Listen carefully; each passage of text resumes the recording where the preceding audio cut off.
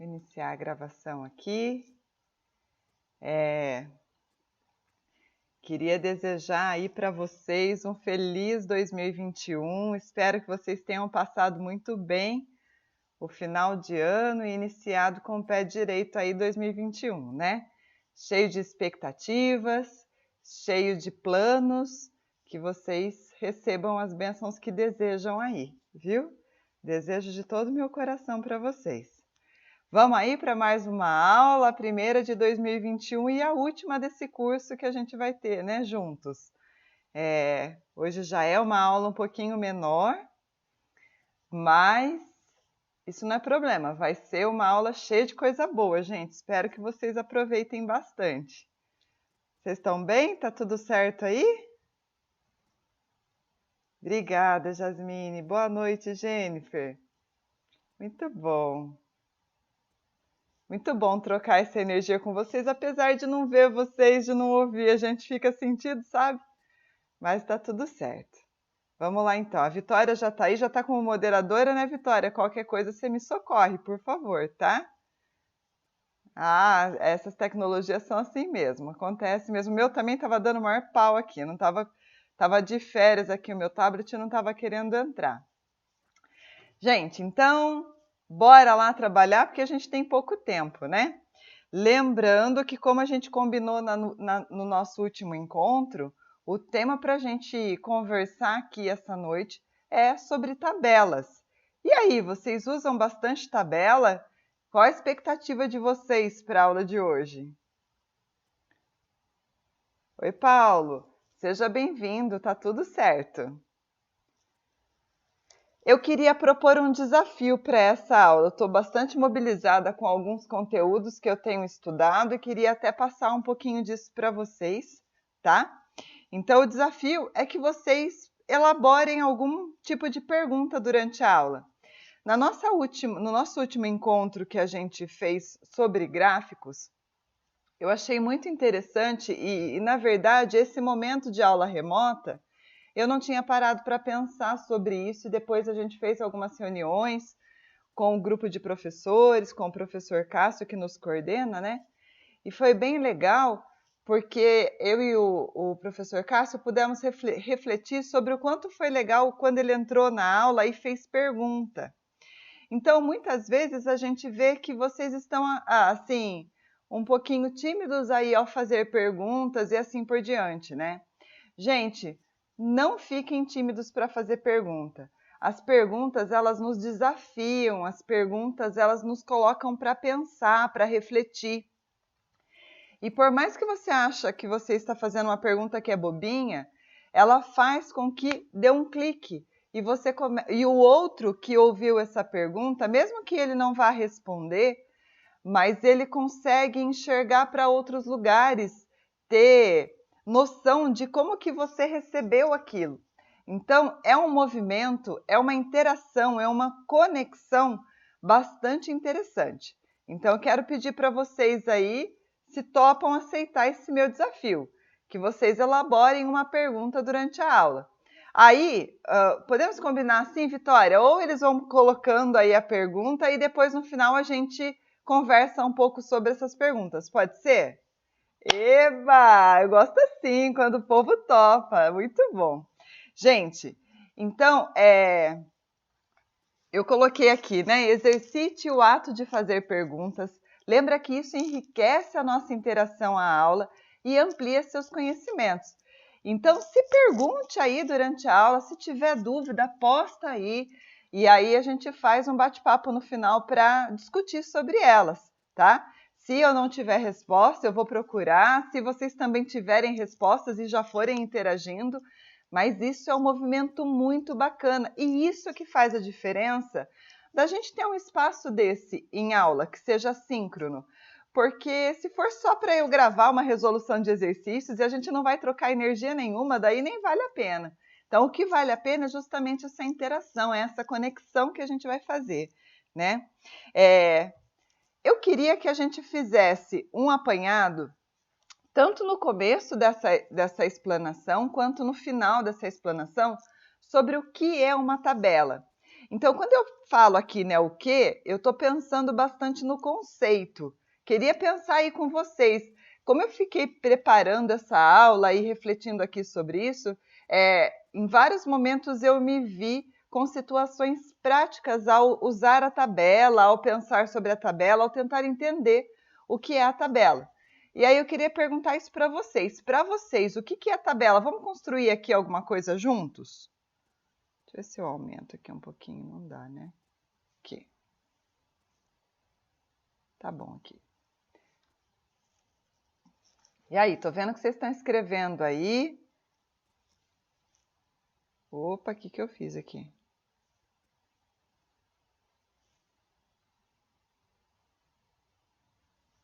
Aí vai ficar registrado aqui.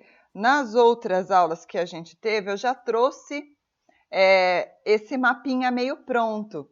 E aí, para essa aula, eu achei que ficava muito bom a gente fazer esse movimento, de tentar pensar juntos aí o que vocês entendem por isso, como é que vocês usam, qual a expectativa que a gente tem para quando cai esse tipo de instrumento numa prova do Enem, né? Então, vamos lá, ó. Maravilha. A Bruna chegou, seja bem-vinda, Bruna. O Altair, um conjunto de informações organizadas, de forma organizada, de maneira separando assuntos de cada tema ou assunto. Adorei a sua definição, Altair. Concordo com você. A tabela é um instrumento muito útil para a gente usar para organização, né? Ah lá, organizar e relacionar um conteúdo, dados. Muito bem, Jasmine, isso mesmo. Deixa eu ver se eu coloquei alguma coisa diferente aqui de vocês. Eu coloquei assim, ó, é um instrumento que permite registrar e organizar informações. Então, é assim que eu vejo também a tabela. A gente está bem em sintonia, né? Quando a gente pensa em um instrumento, é exatamente como o gráfico. A ideia da tabela é que eu tenho uma quantidade de informações que precisam ser organizadas, que precisam ter grupos que são distribuídos em linhas e colunas. Então, ela é bidimensional, né? Ela sempre traz para mim duas dimensões, a da linha e a da coluna. E, inclusive, a gente pode até usar outras palavras aqui para a tabela, né? Como planilha, né? Então, inclusive, quando a gente usa o Excel lá, a gente não fala muito que é um software de tabela, a gente fala que é de planilha, né? Outra coisa que eu lembrei aqui, que são as planilhas eletrônicas, né? Tinha mais uma palavra que eu tinha lembrado na hora que eu estava fazendo.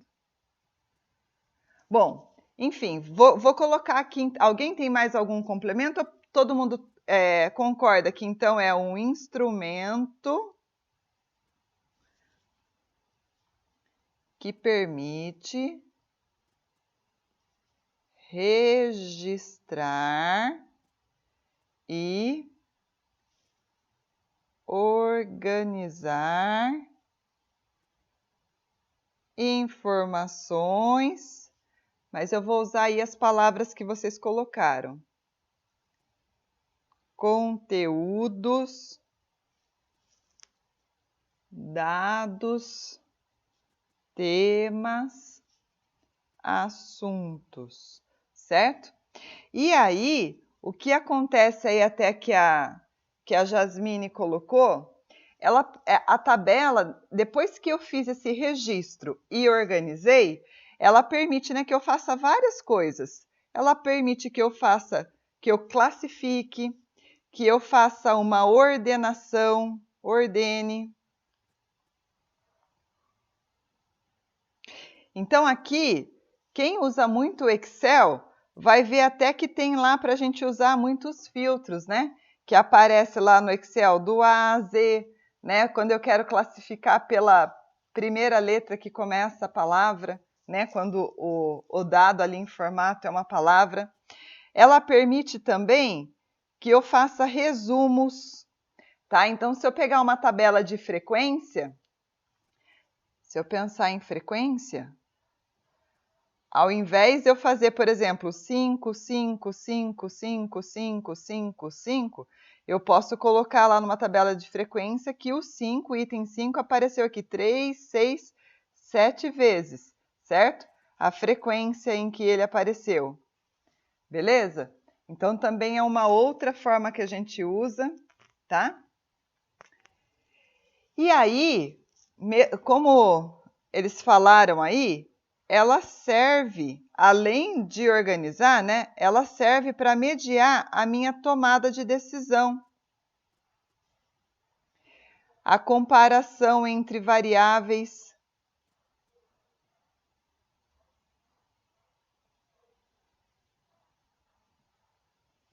Acho que a Jasmine colocou a relacionar esses assuntos que a gente está vendo. Então, assim, a propor esse tipo de relação fica um pouquinho separado ali, mas aí a gente consegue conectar, relacionar porque foi organizado. E isso é algo muito especial, porque nos ajuda a tomar decisões, a fazer análises que são mais apropriadas, né? Ô, gente, eu vou ser muito sincera com vocês. Eu uso tabela pra caramba. Inclusive, assim, eu não sei, vocês têm uma frequência também de usar bastante tabela, assim, para organizar as informações de vocês? Eu muitas vezes, assim, vou construir, sei lá, uma lista de convidados para alguma coisa, ou uma lista de um grupo que vai acontecer alguma coisa. Eu vou lá e coloco na tabela, principalmente em planilhas eletrônicas, né? Justamente porque ela me permite que eu vá movimentando, que eu faça relações entre as colunas e as linhas. Eu vou dar um exemplo idiota, não sei se vocês fazem isso, mas eu faço. Vamos supor que eu preciso fazer um cálculo de somar várias parcelas ali. Eu podia pegar uma calculadora e fazer essa soma.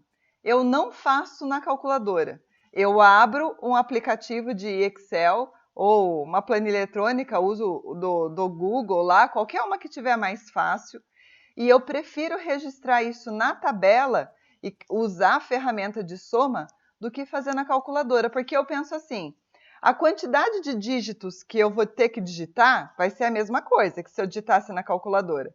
Só que quando está ali na tabela, eu consigo analisar e verificar se é uma soma, né, gente? Ou até algumas conexões nesse sentido. Mas eu já consigo fazer conferência. Se eu preciso fazer algum ajuste, readaptar alguma informação, tá fácil para mim. Então, ou pela questão do registro, disso ficar registrado e de eu poder salvar isso e depois usar novamente, já poupar tempo. Então, de fato, eu uso muito o computador, assim, nesse sentido, seja para escrever texto ou para usar nessas questões de planilha, eu acabo usando bastante. A Jasmine disse que... peraí. O Altair disse que é usada também para ver os detalhes e comparar os valores. Isso mesmo, ela é bem específica porque ela coloca valores exatos, diferentes do gráfico, né? Na tabela eu não consigo ver fácil se está aumentando ou diminuindo, porque não é a imagem que importa, mas é a própria quantidade que está sendo estabelecida ali. Beleza, Altair, isso mesmo. A Jasmine falou que não usa muito não, mas deveria. Legal. O Paulo, eu faço tabela mais como metas do que preciso fazer. Excelente, é uma forma de organizar. Ótimo.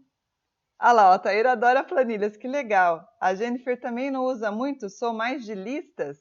Como assim listas? Você vai ticando assim num documento de Word mesmo, é isso? Beleza, Altair, serve para a gente controlar dados. Ô, gente, essa palavra hoje em dia é uma palavra preciosa. Vocês concordam? Dados.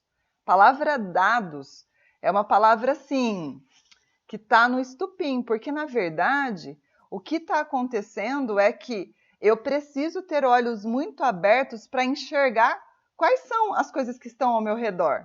E o que eu vou fazer com elas? Como é que eu organizo elas? Como é que eu tomo decisões a partir daquilo que está ao meu redor? Né? Então, eu acho que pensar em dados, em como organizar dados, em como tratar dados, em como arquivar dados, registrar, é algo muito importante para nós, principalmente nesse momento que a gente vive. Opa! Eita! O que aconteceu aqui? Gente, espera aí, que houve um...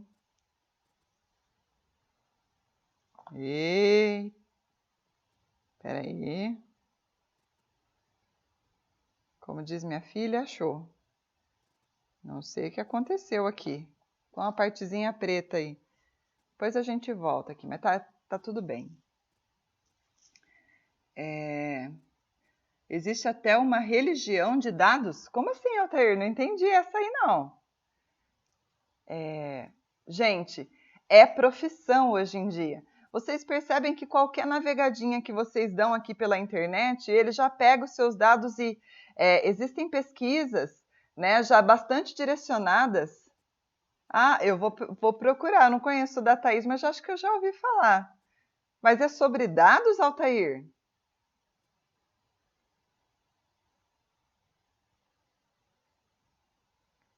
Legal, vou dar uma olhada sim. A gente sabe que, assim, até mesmo pelas buscas que a gente faz, ou seja, pelo tipo de dado que a gente produz, a máquina ela vai fazendo esses filtros justamente para oferecer coisas para mim, para indicar o seu perfil, para conhecer você. O computador hoje em dia pode conhecer mais a gente do que a gente mesmo, né? Então tem várias pesquisas que falam sobre isso e é um tema que está super em alta, né? Eu queria até, gente, aproveitar a oportunidade. Eu não sei, vocês aqui, vocês conhecem o Murilo Gun? Que é um comediante. Eu acho que ele é pernambucano, se eu não me engano. Vocês conhecem? Quem aí conhece? Fala um sim ou não para mim, por favor. Só para eu ter noção. Não, não. Não, não, não, não, não. Tá. Então, vou só comentar com vocês um pouquinho, porque pode ser que seja muito útil para vocês, e se não for, vocês descartam a informação, tá?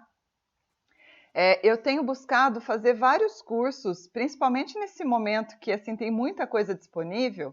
Eu tenho feito vários cursos que aparecem, principalmente que tem a ver com a gente conseguir enxergar criatividade, a gente ser mais produtivo, a gente ter um uso da tecnologia de uma maneira mais eficiente, né? De lidar com o conhecimento de uma outra forma, de um outro formato.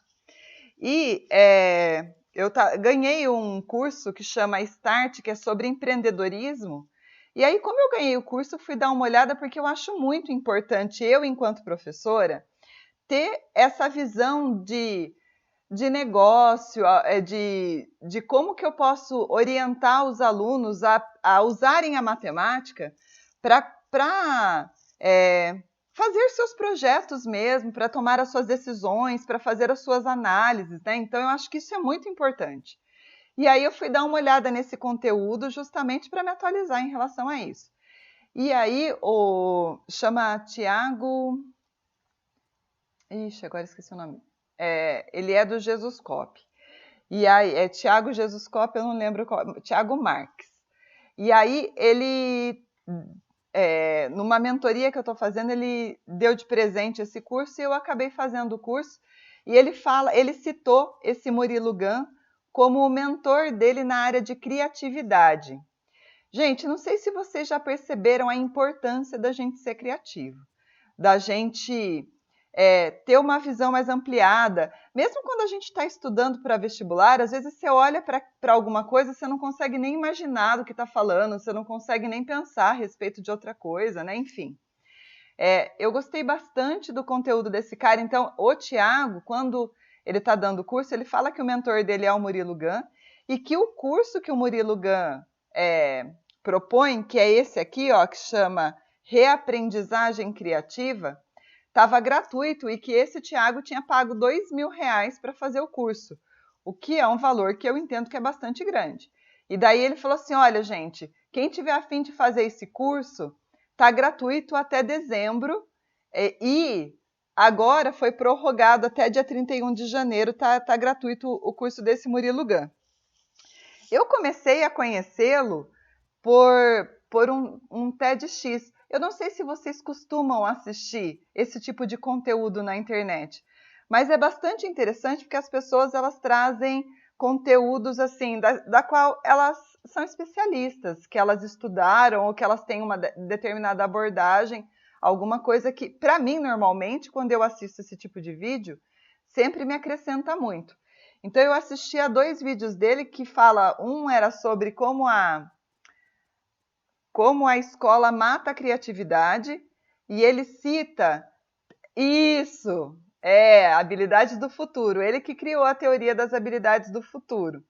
Ele, nesse do TEDx aí, ele cita que a gente precisa hoje em dia ter 3 ferramentas.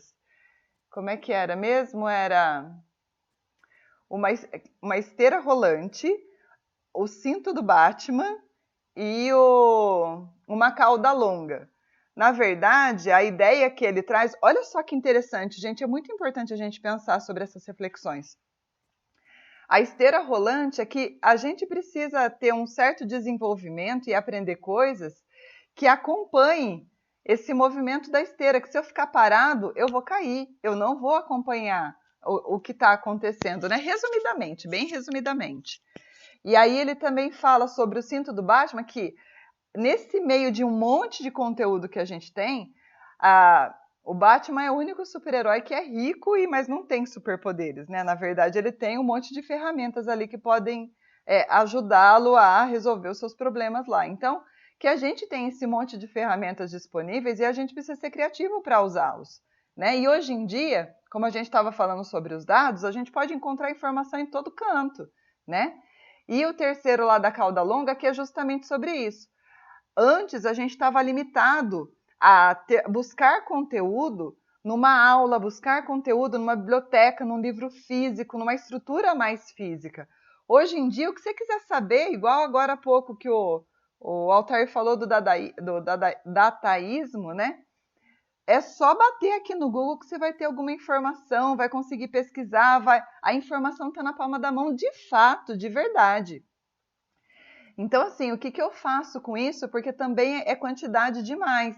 Eu preciso também ter uma seleção disso tudo, enfim. Eu achei bem legal. E daí ele propõe esse curso da reaprendizagem criativa, que ele vai falar, como a Jasmine falou aí, sobre as habilidades do futuro. Eu gostei muito, gente, principalmente por causa de pensar em ser criativo, em abrir a cabeça para várias coisas. Então, quando vocês estiverem aí a fim de desencanar um pouquinho, de estudar, mas de ter alguma coisa com o conteúdo, só tem umas partes que eu particularmente não gosto, que ele, como ele é humorista, tem um box lá que eu assisti que chama Hard Work Papai, que é de um congresso que ele fala um pouquinho de palavrão, daí eu não gostei. Mas, do contrário, os conteúdos que ele traz faz a gente abrir muito a mente. E eu acho que vocês precisam também se ajustar nesse sentido da gente conhecer mais coisas. Ele fez um curso da Singularity na NASA. O cara, ele traz conteúdo, ele vai procurar inovação. O que eu gostei muito, e que eu acho que isso contribui muito para vocês que estão procurando vestibular, atualizar na profissão, isso, aquilo, é que ele sempre traz muitos exemplos aplicados de criatividade. Então, assim, como que um cara pensou, por exemplo, como que o Gutenberg, que é o da impressora, né? Como é que ele pensou nisso? Então, qual era o contexto que ele vivia? Então, eu acho que essas inovações, a gente pensar sobre essas situações de criatividade, vale muito a pena. Como o curso aí está aberto, eu acho que era uma boa dica contar isso para vocês. E, de repente, se alguém se interessar, pode fazer. Essa apresentação a Vitória vai disponibilizar para vocês, gente, mas é só digitar aí que vocês acham fácil essas informações, viu? E aí, se alguém quiser, a gente vai trocando aí algumas figurinhas que eu também não terminei, porque estou fazendo um curso e eu já descobri que ele liberou 5 cursos. Então, é um monte de curso, um monte de conteúdo, mas tem um pessoal da formação continuada lá no IFE que já fez e tem trazido boas informações. Então, bora lá.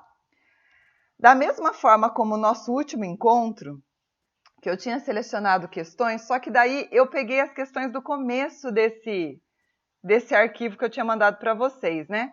O professor Felipe falou que fez várias questões do ano de 2019. A professora Fernanda comentou que tinha feito geometria plana e espacial ontem com vocês, né? O Zé Pedro também já fez 2020. Enfim, eu acabei optando por pegar as questões de 2018. Espera aí um pouquinho.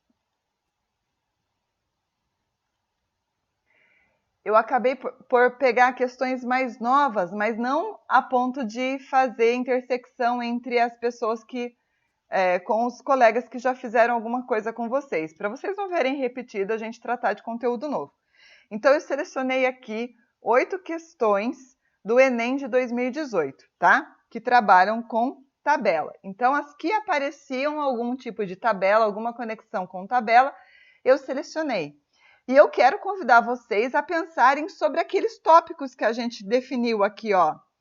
Sobre classificar, ordenar, resumir, enxergar a frequência, fazer relação, tá? Então, da gente prestar atenção nessas habilidades enquanto a gente estiver resolvendo os problemas aqui, tá bom? Os exercícios do Enem. Então, vamos lá. Ó, a gente usou a palavra tabela, mas quando a gente está no ensino médio, a gente vê muito isso relacionado com a palavra matriz. A matriz, ela é uma tabela, só que ao invés de eu ficar escrevendo, né, ó, na tabela, então assim, na coluna vai estar escrito tal variável, nas linhas vai estar escrito outras variáveis, ao invés de eu ficar escrevendo aqui quem são essas informações, eu faço uma limpeza disso.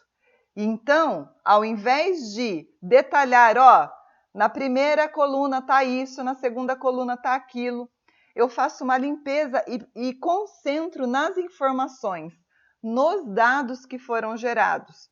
Isso é muito útil para quando eu vou trazer para um software, para uma planilha, fazer as análises disso tudo. Tá? Então, é muito eficiente nesse aspecto. Porém, normalmente, quando a gente encontra uma matriz, para todo mundo aí é tranquilo o assunto de matriz, gente? Vocês conseguem enxergar a matriz como uma tabela?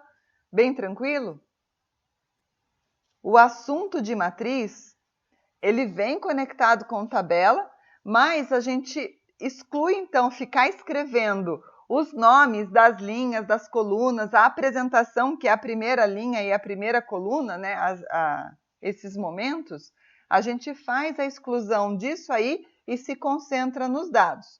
A gente lembra que sempre numa matriz, vamos supor assim, se eu chamar uma matriz de matriz A, eu vou dizer que os elementos dela é A e J e ela é de ordem M por N. Então, como a gente está falando, cada elemento tem a sua organização. O I representa a linha e o J representa a coluna, certo? Eu vou fechar aqui a minha câmera, que eu acho que fica melhor e fica mais aberto aqui. Maravilha, a Jennifer e a Jasmine estão super conectadas aí com a matriz. E o M e o M também representa a linha e o N representa a coluna, certo?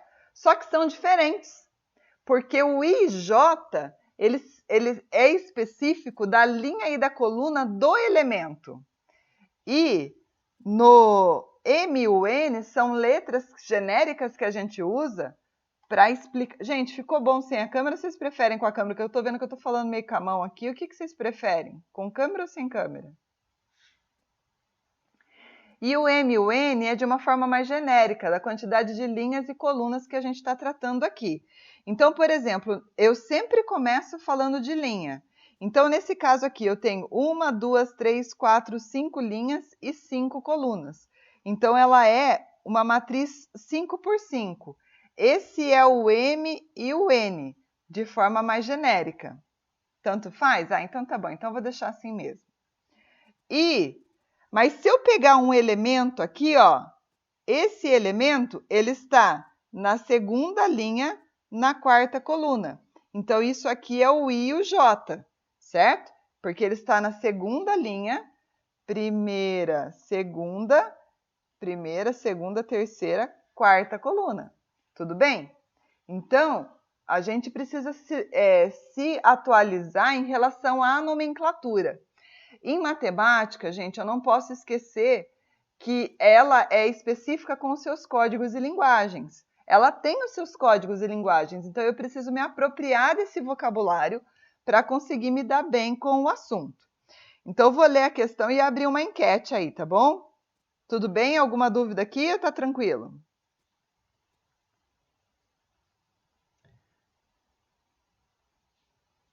Maravilha. Então, vamos lá. A questão 5 do Enem de 2018. A transferência eletrônica disponível, o TED, é uma transação financeira de valores entre diferentes bancos. Um economista decide analisar os valores enviados por meio de TEDs entre 5 bancos, 1, 2, 3, 4, 5, durante um mês. Para isso, ele dispõe esses valores numa matriz A e J, isso é linguagem matemática, em que o I varia de 1 a 5 e o J varia de 1 a 5, porque a linha tem a primeira, a segunda, a terceira, a quarta e a quinta. A coluna tem a primeira, a segunda, a terceira, a quarta e a quinta, por isso que tem essa variação. E o elemento A e J, tá vendo? Quando eu falo do elemento, do termo, corresponde ao total proveniente das operações feitas via TED em milhão de real transferidos do banco I para o banco J no mês, certo? Então, se eu pegar, por exemplo, esse cara aqui, esse é o A que está na primeira linha, na quinta coluna, certo? O que ele significa para mim? Ele fala que o banco 1 transferiu 2 milhões de reais para o banco 2 neste mês. Concordam? Beleza? Então, ó, é transferido do banco I para o banco J. O I é 1. O J é 5. Então, o banco 1 transferiu o conteúdo de 2 milhões de reais para o banco 2 nesse mês. Observe que os elementos A e I são igual a zero. A, I são igual a zero. Gente, esses aqui, ou seja, o I é igual ao J, ou seja, a linha do elemento é igual à sua coluna, certo? Esses elementos, eles estão aqui no que a gente chama de diagonal principal, tá? Então, olha só, o elemento A11, o A22, o A33, o A44, o A55. Esses elementos, eles valem zero, uma vez que TED é uma transferência entre bancos distintos. Então, o banco 1 não transfere para o banco 1 via TED. Entre o mesmo banco, ele não transfere. Então, é isso que ele está me explicando. Essa é a matriz obtida para análise. Com base nessas informações, o banco que transferiu a maior quantia via TED é o banco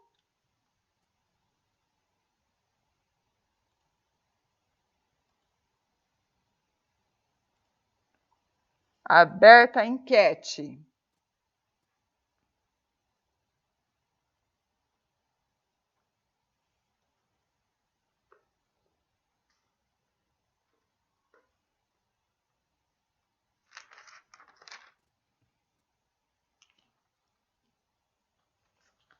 O Cauê tá esperto aí, já resolveu.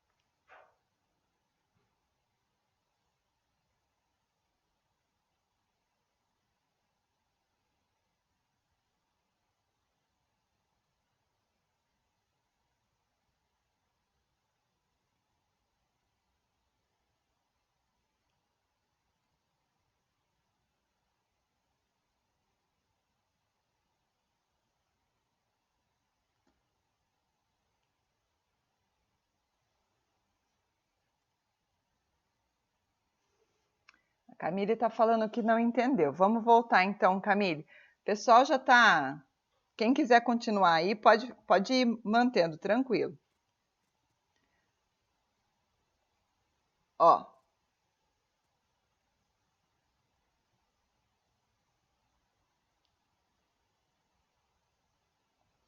Se eu pegar essa linha aqui, ó, o que que eu sei? Eu sei que o banco 1, ele transferiu via TED 2 milhões para o banco 2,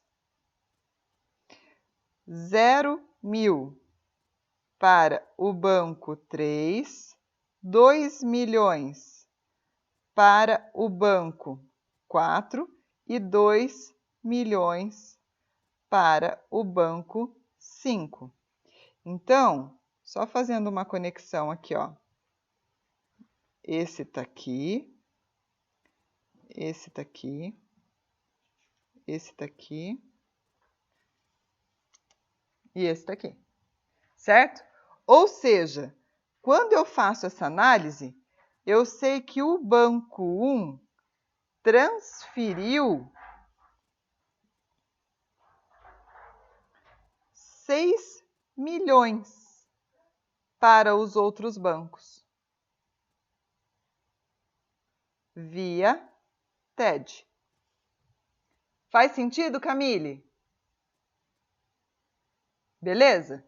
Então, olha a pergunta aqui, ó.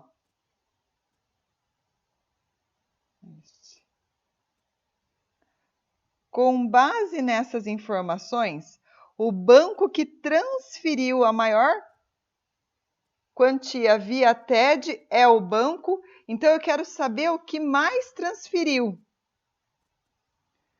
O que transferiu a maior quantia. Eu sei que essa análise da primeira linha me fez saber quanto o banco 1 tinha transferido para os outros bancos. Se eu pensar dessa... Então, aqui foram 6. No de baixo, ele transferiu 3 milhões, ó. 0, 0, 2, 1, opa, 0.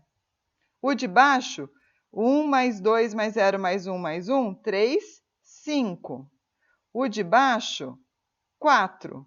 O de baixo, 5. Então, olha, o banco 1 transferiu 6 milhões via TED para os outros bancos, o banco 2, 3 milhões para os outros bancos, o banco 3, 5 milhões, o banco 4, 4 milhões e o banco 5, 5 milhões. Então, o que mais transferiu foi o banco 6. Maravilha, tudo bem? Deu para captar bem aí? Eu nem sei onde é que foi parar a minha enquete aqui, gente. Deixa eu ver se eu acho.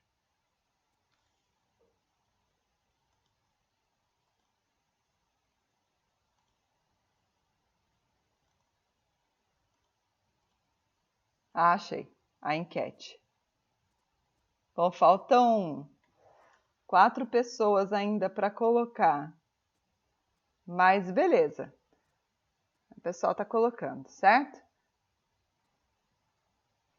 Vou encerrar a enquete aqui, então, já que a gente publica outra. Muito bem, Altair, excelente a sua pergunta. Se fosse quem recebeu, eu iria olhar para a coluna. Porque quando eu olho, vamos pegar aqui, eu vou pegar outra cor aqui, ó. O Altair já exercitou o desafio, hein? Muito bom, Altair, gostei. Ó, estão enxergando de verde aí, gente? Se eu pego a coluna que está em verde aqui, a segunda coluna, o que que significa? Esse 2 é que o banco 1 transferiu 2 milhões para o banco 2. O banco 2 não transfere nada para o banco 2. O banco 3 transferiu 2 para o banco 2. Ou seja, ele recebeu 2. Ele recebeu mais 2 e ele recebeu mais 0. Então, como o Altair falou, se a pergunta foi quem recebeu a maior quantia, ele analisaria a coluna. Ô, gente, é por isso que vocês precisam ficar muito ligados. Ai, desculpa, gente. Eu tô meio desatualizada aqui, viu? Desculpa. meio perdidinho. Eu fui tentar mostrar de novo minha câmera para falar com vocês e me deu uma perdida aqui. Por isso que eu falo para vocês que é mega importante vocês destacarem, tá vendo o que eu estou fazendo aqui, ó, de destacar a informação na hora que você está fazendo essa leitura? É muito comum na prova do Enem acontecer isso. Ele traz uma situação, um problema, um contexto, e ele explica esse contexto. Então, conforme a gente foi fazendo o exercício, eu peguei um elemento e fui trazendo os elementos para vocês. Vocês, enquanto alunos, na hora que estão fazendo a prova, né, enquanto executores de uma prova, podem pensar sobre esse processo. Então, na hora que você olha assim, você bateu o olho na questão, é matriz. Matriz tem linha e coluna, é uma organização de informações.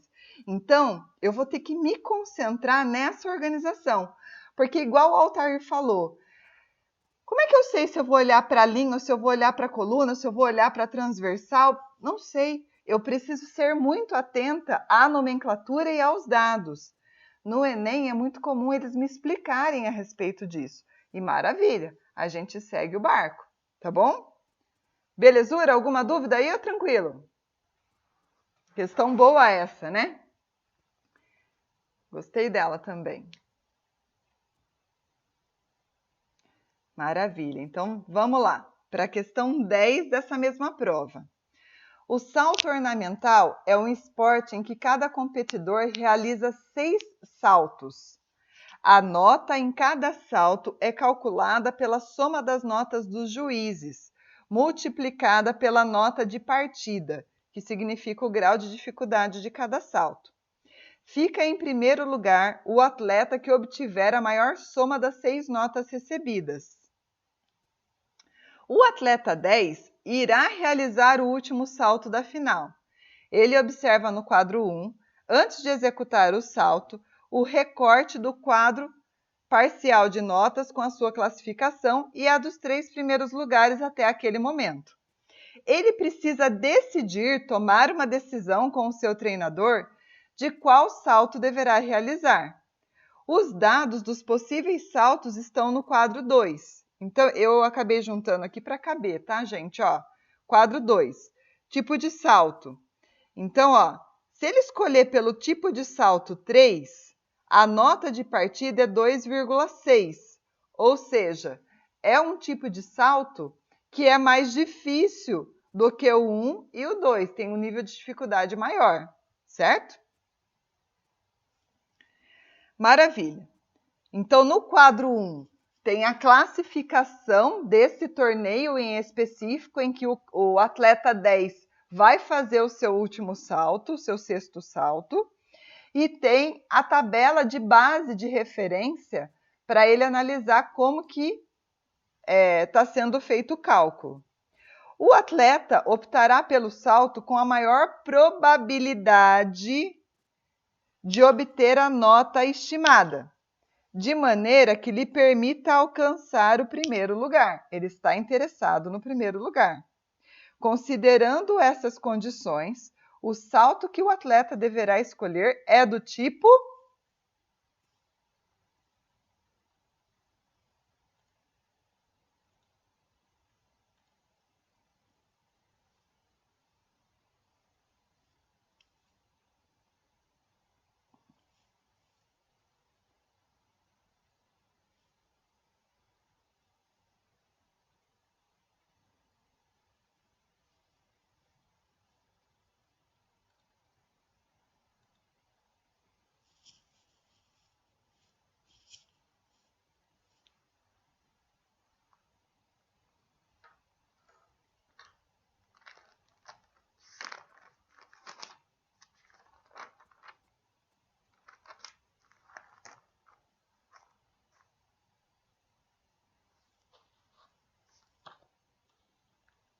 O Altair, você foi bem rápido aí na sua resposta, né?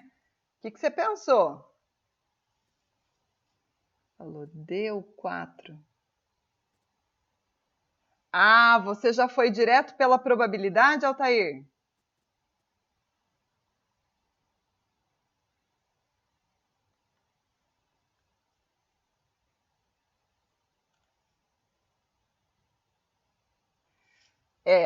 Tá vendo a pegadinha? Gente, fiquem ligados nisso, ó a pegadinha aí.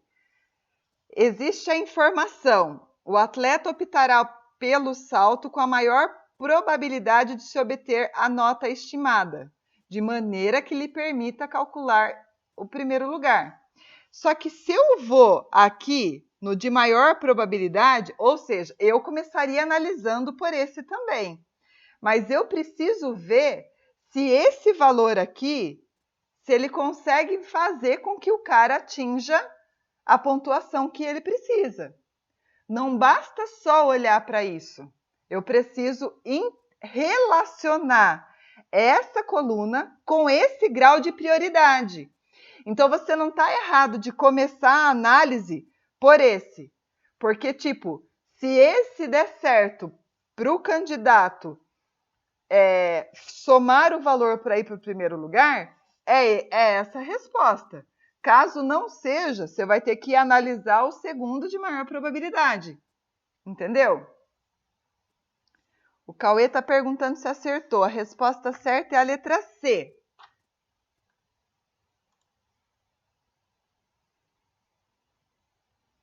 Cauê acertou. Parabéns, Cauê.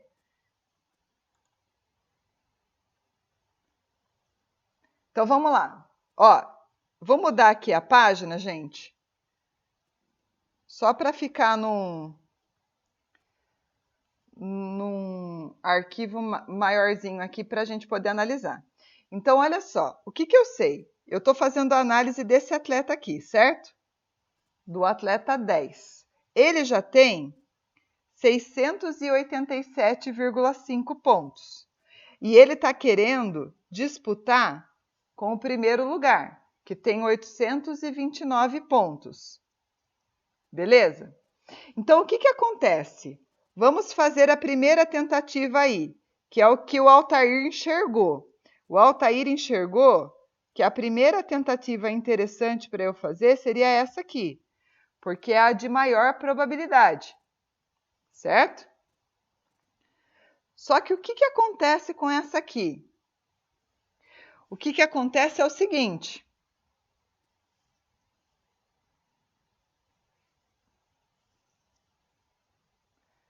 Eu tenho que fazer o cálculo pegando a estimativa dessa soma das notas aqui multiplicado por esse valor, certo? Ou seja, para saber qual seria a nota, a probabilidade da nota nesse salto aí, seria de 2,8 vezes 50. Ou seja, 5 vezes 8, 40, 10, 14. 140 pontos aqui.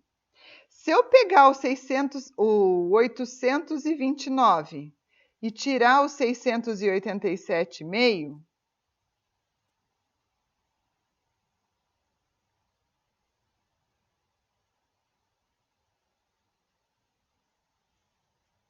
aqui tem um. Eu preciso de 141,5 pontos para eu conseguir atingir esse lugar.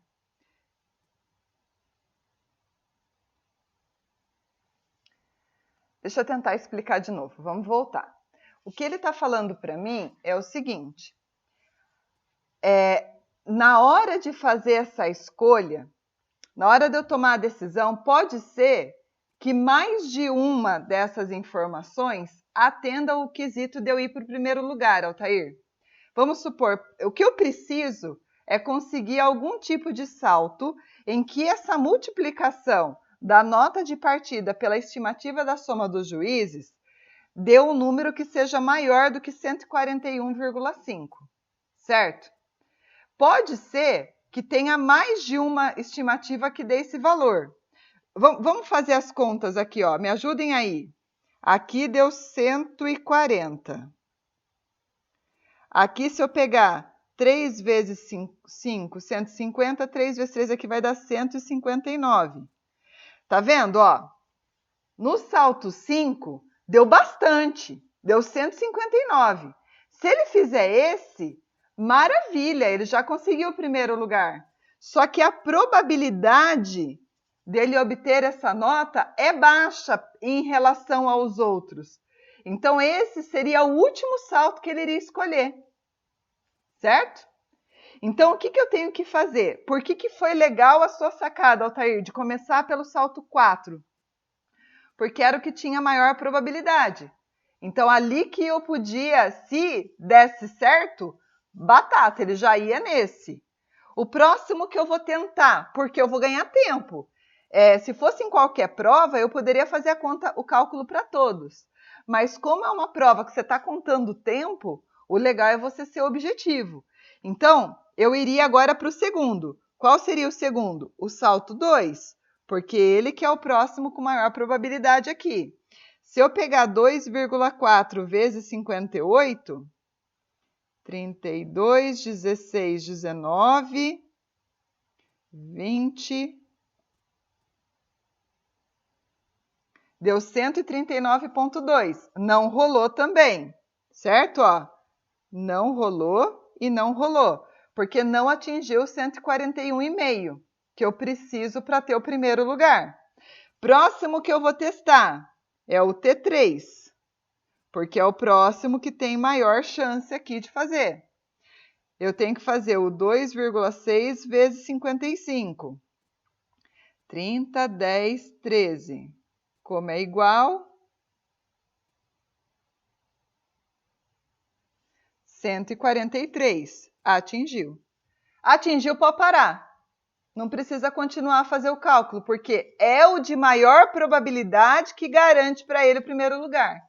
Então, na tomada de decisão dele, é esse que ele vai escolher para fazer.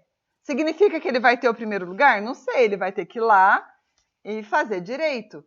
Mas quando ele pensa em qual estratégia usar para fazer a sua escolha, ele olha para as informações. Ô, gente, isso que é o lindo da matemática, perceberam? Porque assim, se eu não mensuro, se eu não trago medida, se eu não trago números para as coisas, eu não tenho como comparar, como ordenar, como organizar, fica muito difícil. Os números em si, eles permitem que eu tome maior decisão. Você pode perceber isso por vários motivos. Sei lá, você está querendo emagrecer. Então, você vai querer sempre olhar a balança, ou então você vai querer tomar as medidas do seu corpo da parte que te incomoda ou da parte em que a gordura está localizada para ver se está diminuindo, para você de fato entender se as suas escolhas, se as suas decisões estão gerando resultado. Se você não tem nenhum parâmetro para observar, você fica vazio. Então, a matemática ela vem nos dar suporte para isso.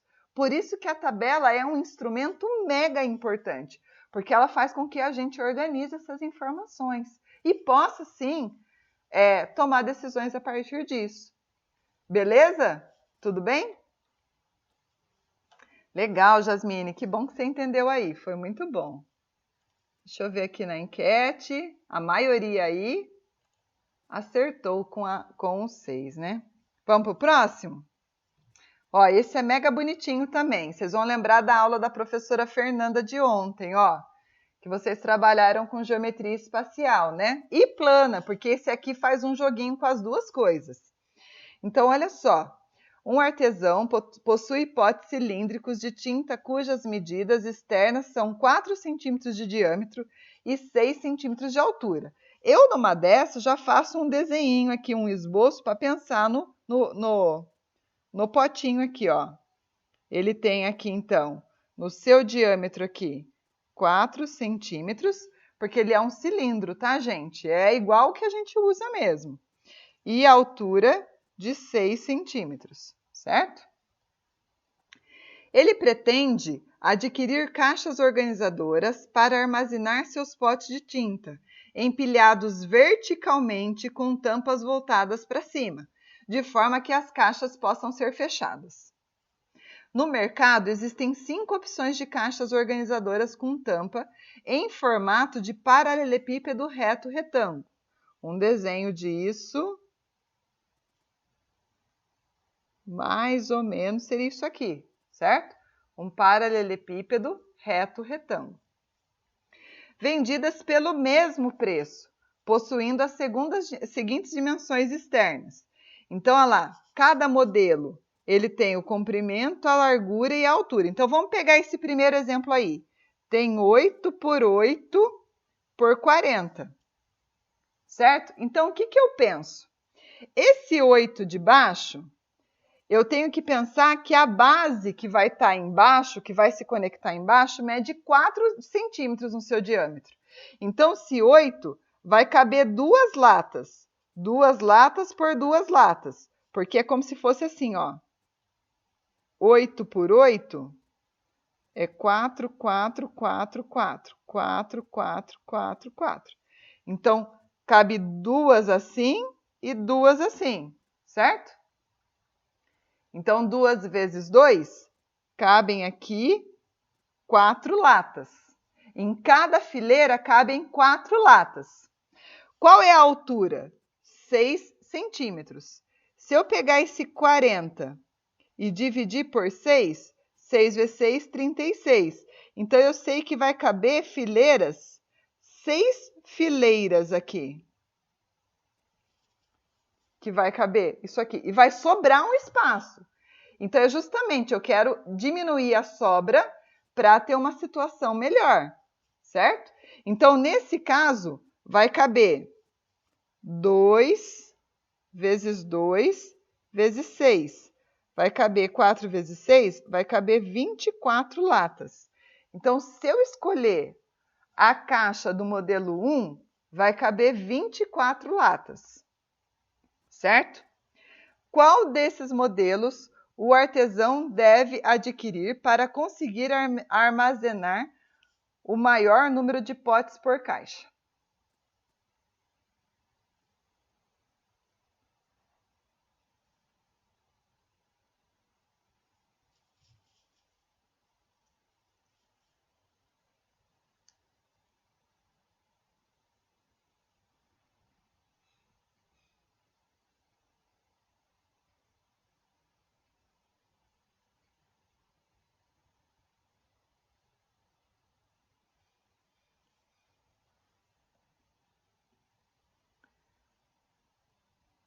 Ninguém respondeu ainda, eu estou travada, tá tudo bem?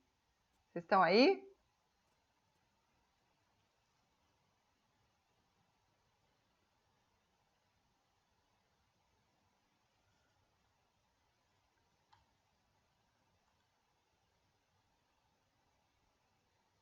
Maravilha, desculpa. Paulo, vamos lá de novo então, ó. Peraí. Você entendeu que pensa na lata de tinta, sabe a lata de tinta na forma de um cilindro? Ó, tem uma massinha aqui da Eloá, ó. Opa, volta aqui, ó. Tem uma massinha, é um cilindro, tá vendo? Tem a base, que é um círculo, cujo diâmetro vale 4, e a altura, que vale 6. Então, imagina que ele vai escolher a caixa, de forma que ele vai colocar as massinhas aqui na caixa. Ele quer saber quantas dessa cabe. Então, veja bem, na primeira caixa, que a base mede 8 por 8, a base é um quadrado, 8 por 8. Vai caber 4 desses potes, certo? E aí eu preciso ver, só que tem 40 de altura. Então, se a altura desse pote é 6, vai empilhar 6 mais 6, 12, mais 6, 18, mais 6, 24, mais 6, 30, mais 6, 36. Então, cabem 4 potes na base e vai caber 6 fileiras com 4 potes. 6 fileiras com 4 potes, 24 potes. E é esse número que eu vou fazer para todas as relações aí. Ó, se vocês querem uma técnica para serem mais rápidos, eu deixei um espaço aqui. Então, vamos lá, ó. Lembrando que no comprimento, eu estou como referência com 4 centímetros, na largura, eu estou com referência com 4 centímetros e na altura, estou com referência com 6 centímetros. Então, se eu pensar no número de potes, vou tentar continuar aqui, ó. Olha só, na primeira eu vou ter 2 por 2 por 6, dando um total de 24. Na segunda, 8 vai caber 2 de 4. 20 vai caber 5 de 4. 14 vai caber 2 de 6. 5 vezes 2, 10, vezes 2, 20. No próximo, 18, cabem 4 de 4. 4 vezes 4, 16. 5, cabe um potinho só, porque tem que medir 4 centímetros. E 35, de 6 centímetros, quase, em 36 dava certo, vai sobrar bastante aqui, ó. 30, 5, 4 vezes 1 vezes 5, vai caber 20 potes nessa caixa. No próximo, 5, 3, aqui é 6 a minha referência, então dá 2. 15 vezes 2, 30. Ficou bom, hein? 24 por 4 dá 6, 8 por 4 dá 2, 14 por 6 dá 2. É igual ao de cima, 24. Então, é esse aqui, ó.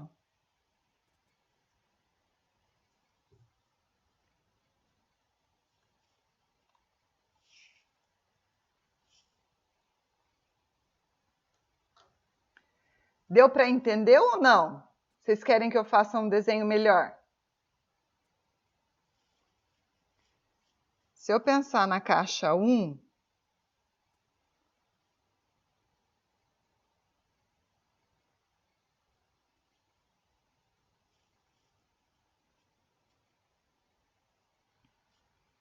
tá bem? Tá bem mal desenhado. Peraí.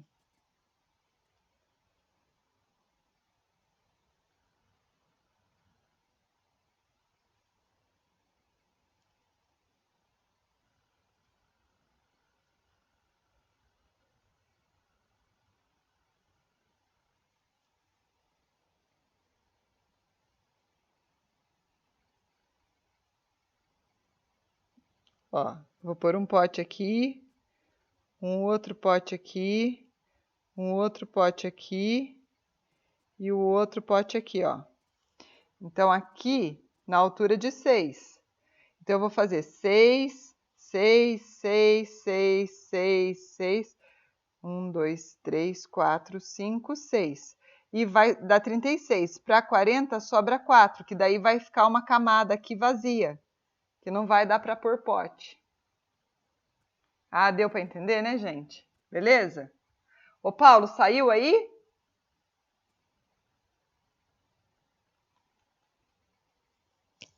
Maravilha. Então, é um exercício de geometria espacial. Então, eu tenho que fazer a relação de comprimento, largura e altura para associar isso aí. Deu certo, Camille? Muito bom, gente. Maravilha. Professora, Oi, pode falar, Altair. no exercício anterior, se eu fizesse calculasse a área de cada caixa e dividisse pela área do cilíndrico não daria certo, né? Por que não? Vamos pensar no por que não.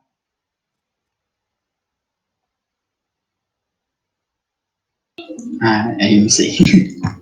Alguém consegue ajudar essa resposta do Altair? Gente, esse exercício é maravilhoso. Perguntas são valiosas.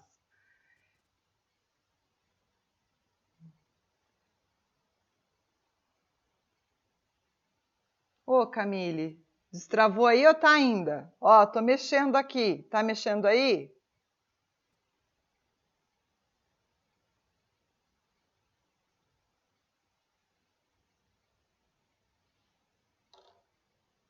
Tenta sair e entrar de novo, Camille.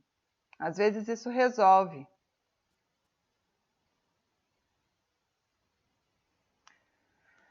Jasmine, não sei se é o que você quis escrever. Nem sei se o Bruno também. Porque assim, quando eu falo da área, deixa eu tentar pegar um contra-exemplo. Peraí.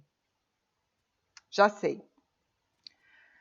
Vamos imaginar que eu pegue uma caixa que tem a base 8 por 6, certo? Ó, eu acho que esse exemplo vai ser bom. Vamos ver, Altair, presta atenção, ó. Vamos supor que eu pegue uma caixa que a base vai ser 8 por 6.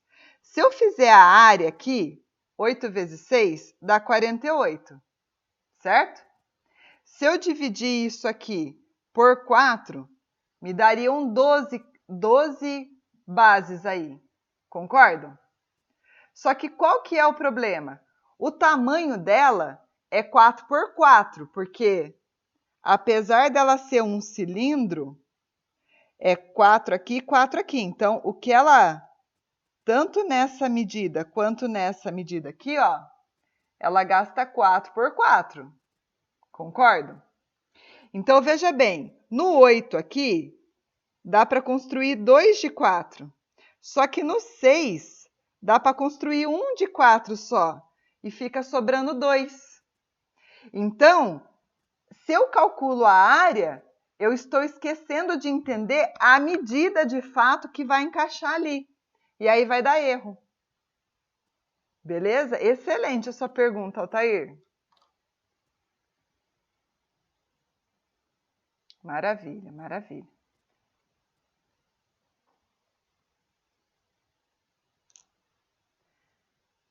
Gente, próxima questão aqui. Essa questão é bem bonitinha também, olha. Vocês estão percebendo? Isso, gente, não é brincadeira, isso é vida real. Porque na vida real, assim, a gente tem muitas variáveis que influenciam em alguma situação em específico.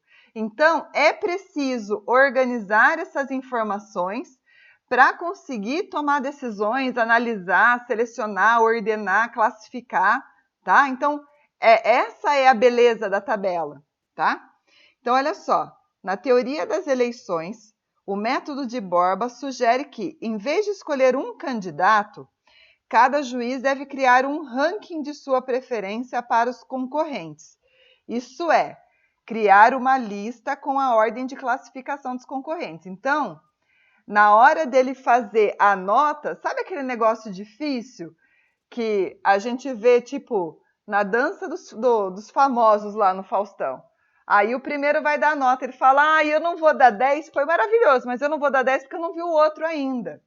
Então, é muito difícil você atribuir uma avaliação que você não tem parâmetro para comparar. Então, o que eles estão falando aqui? Você vai ver a performance de todos. E aí você vai classificar quem é o primeiro, quem é o segundo, e todos os juízes vão estabelecer um certo ranking. Entenderam a ideia? A este ranking é associada uma pontuação. 1 ponto para o último colocado no ranking, 2 para o penúltimo, 3 para o antepenúltimo e assim sucessivamente. Ao final, soma-se a pontuação atribuída a cada concorrente por cada um dos juízes. Maravilha! Em uma escola, houve um concurso de poesia no qual 5 alunos concorreram a um prêmio, sendo julgado por 25 juízes. Gente, fica ligado em várias dicas interessantes. São 5 alunos que estão concorrendo. Olha o nome deles: Ana, Bia, Caio, Dani e Edu. Isso é uma certa forma que sempre aparece nas provas de vestibular para facilitar você pensar numa ordem. A, B, C, D, E. Percebeu? Então, isso te ajuda nesse aspecto. Isso, beleza, Altair, captou a ideia aí. Isso mesmo. 25 juízes. Onde é que está esses 25 aqui, ó? Frequência foi 4 com 9, 13, com 7, 20, com 5, 25. Ou seja, 4 juízes fizeram um ranking desse jeito do 1. 9 juízes fizeram um ranking desse jeito do 2. 7 juízes apresentaram um ranking desse jeito do 3. E 5 juízes apresentaram um ranking desse jeito do 4. Certo? É muito importante você conseguir conectar essas ideias. Maravilha! Para a escolha da poesia vencedora, foi utilizado o método de Borda. Nos quadros estão representados os rankings dos juízes e a frequência de cada ranking. Qual foi a poesia vencedora?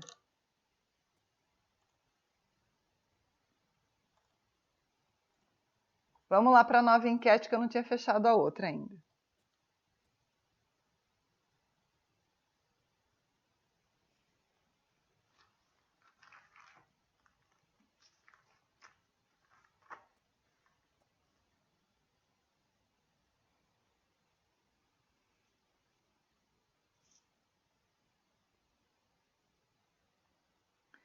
Gente, eu só vou pedir permissão para vocês para eu ir para uma outra tela aqui, só para ficar mais fácil, tá? Ó.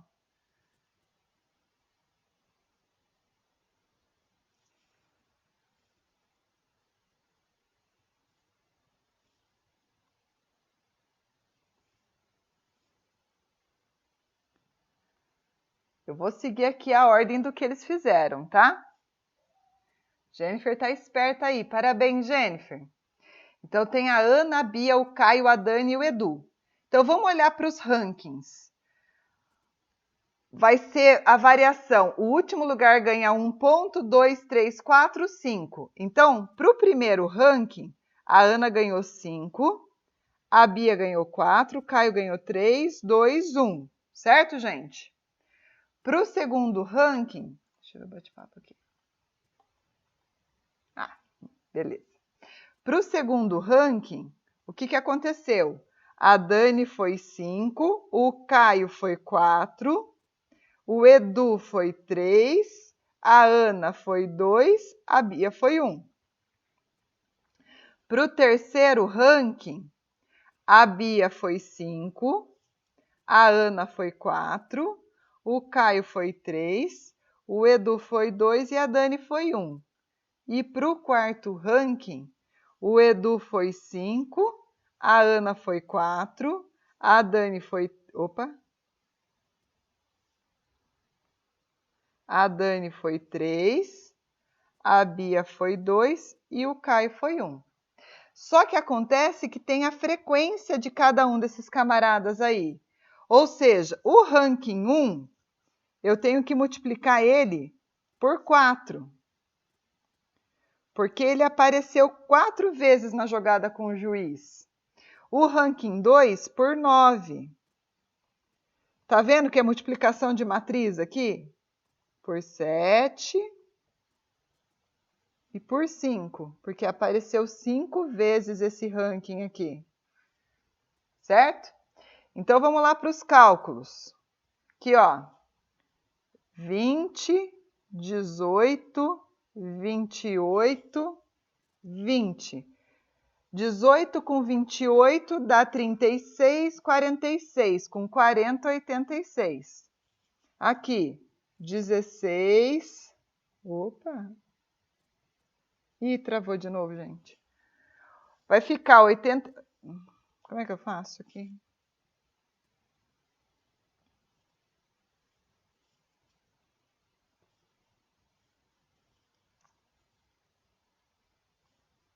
Não sei o que aconteceu. Travou aqui, gente. Ó, seguindo o mesmo princípio aí, vai ficar 86, 70, 74, 75 e 70. O maior é o da Ana mesmo, que a gente calculou aí. O 86, que é a alternativa E, a Ana.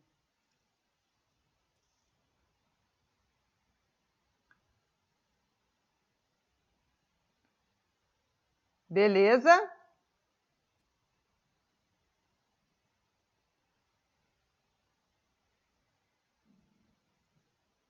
Pessoal, a minha aula hoje é mais curta, né? São 20, é 8h20 que eu tenho que terminar isso?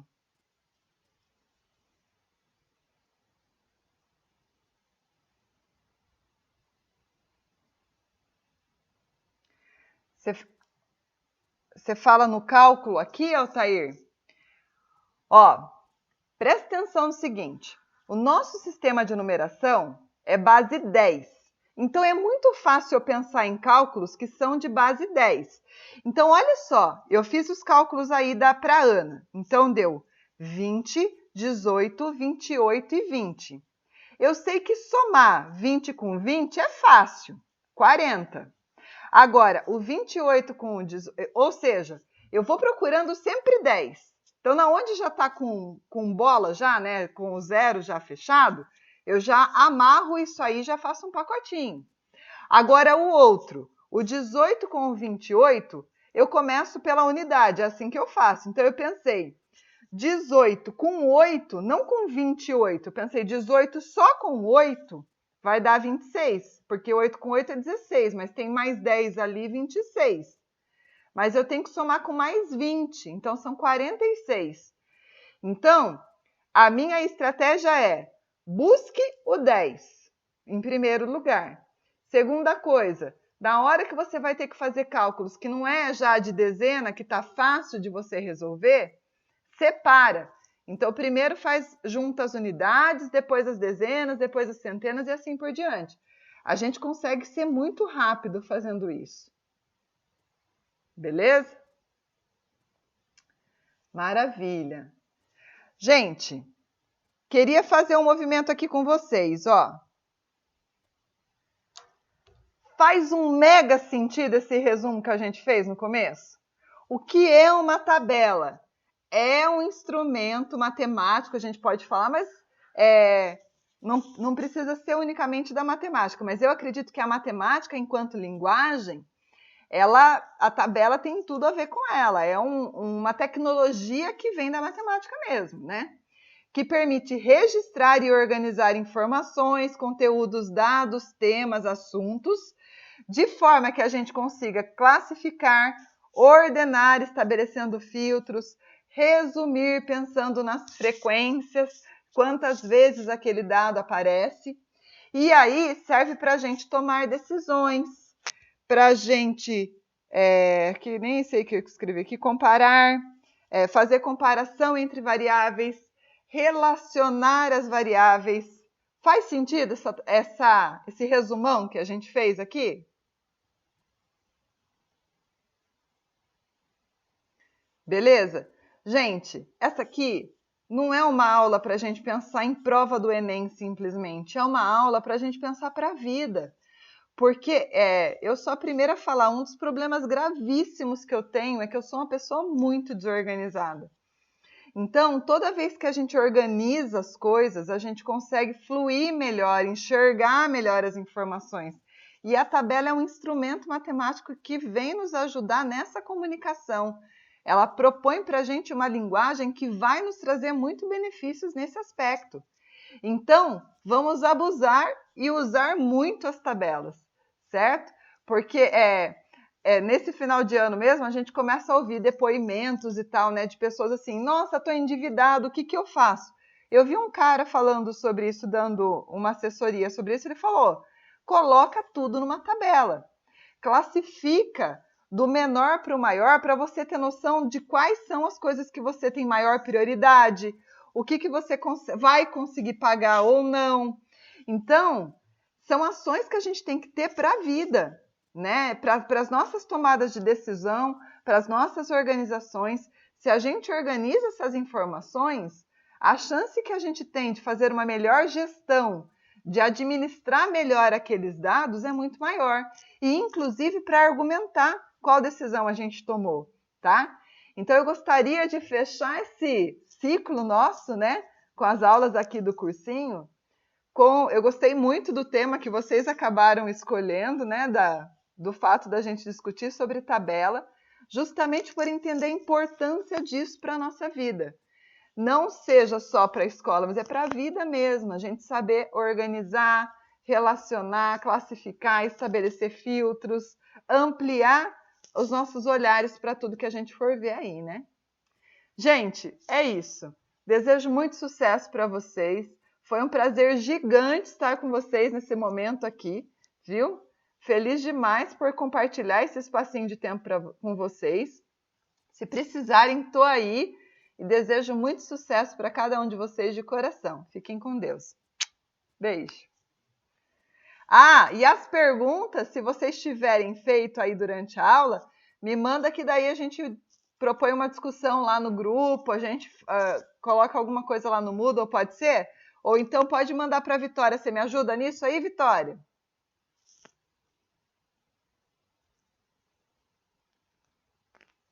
Eu que agradeço, gente. Foi muito bom. E, Altair, obrigada pelas perguntas, viu? Mais perguntas aí, coloquem que nosso tempo foi bem enxuto, né, gente? Mas foi muito bom. Beijo para vocês, fiquem com Deus. Até!